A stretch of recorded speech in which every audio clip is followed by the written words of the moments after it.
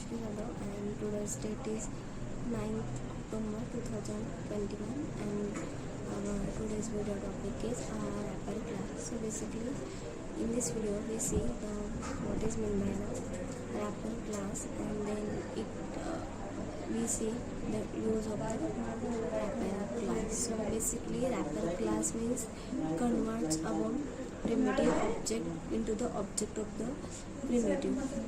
And there are in Java there are two types of class, means primitive data types and non-primitive data types. Basically primitive data type means what? It can be already defined in the Java, means integer, byte, short, a long, character, boolean, that can be already present in our Java's library. That's we call the primitive data types. And the second one is our non-primitive data types. Basically non-primitive data type means what?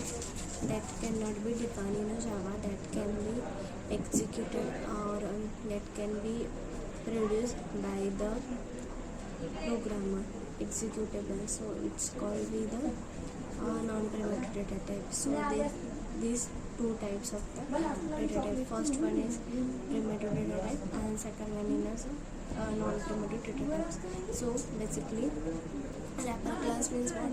Primitive object converted in a non-primitive object. So basically in a Java there are a wrapper class like int, it converted into the integer, byte converted into the byte, then short converted into the short, then long is converted to the long, and char is converted to the character. So that's our wrapper class in Java. So basically there are two most important concepts in a wrapper class. First one is about auto-boxing and unboxing. So basically in auto-boxing what will be happen?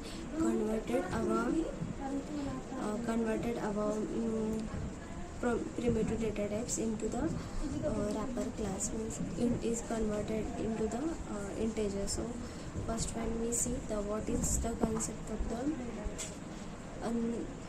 unboxing, auto-boxing. So basically in that concept we take example int a is equal to 10, then it need to convert the integer of the wrapper class of the int. So basically we take example int a is equal to 10, then we convert to the wrapper class. So we need to convert integer a is equal to the 10. So our wrapper class can be the octant. So as we convert our into the integer, so that is our unboxing process. The next one concept of the auto-boxing. So in that process what will be happen? The converted our wrapper class into the our normal primitive data types, means integer, it converted into the int. So that process can be happen in the auto-boxing. So basically two methods of the auto-boxing and auto-boxing. So that is the process of auto-boxing and